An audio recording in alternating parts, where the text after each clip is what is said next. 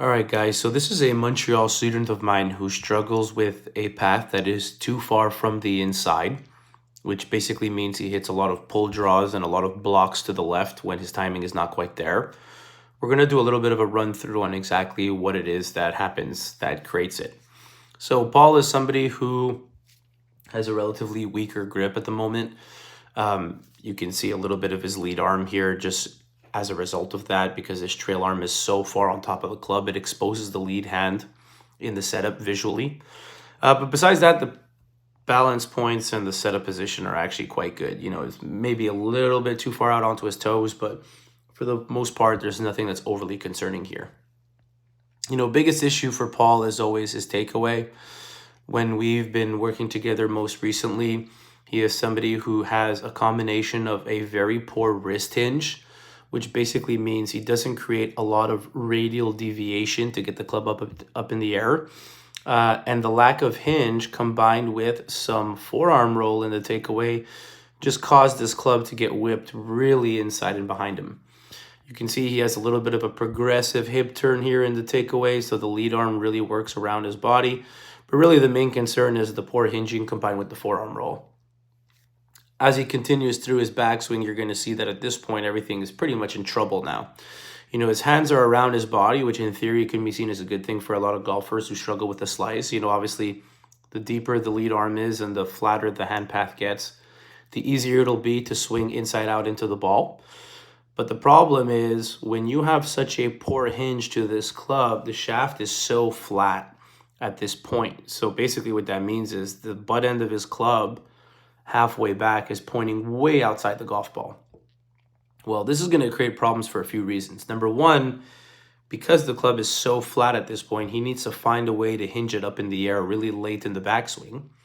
But he compounds the problem because when you hinge it up so late in the swing, especially because you haven't utilized your wrists early on, there's a lot of momentum that's going to carry over that's going to be really hard for him to control.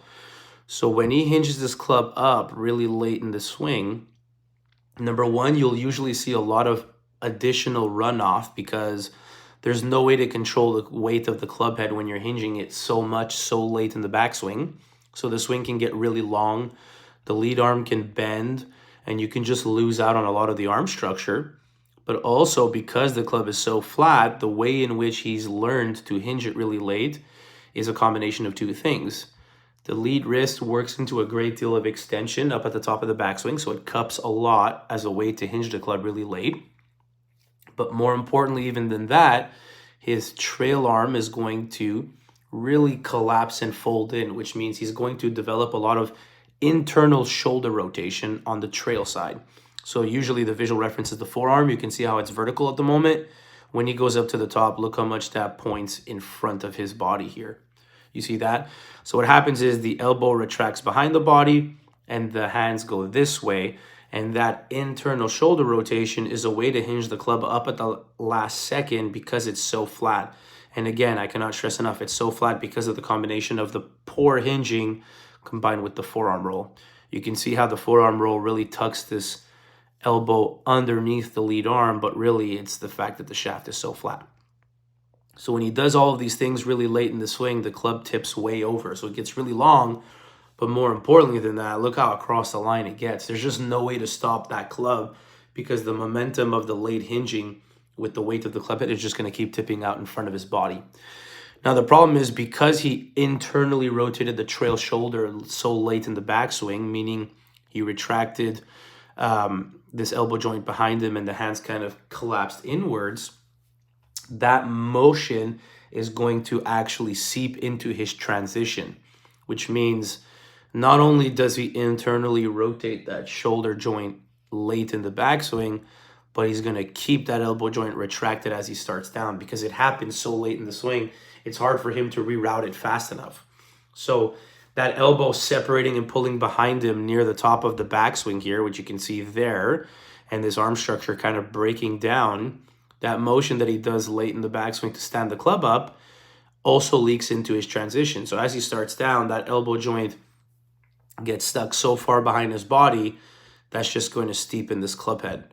And so the shaft stays super steep for a really long time late into the downswing here, because of really what took place in transition, because of what took place at the top of the backswing, because of what took place with how he hinged the club up early in the backswing.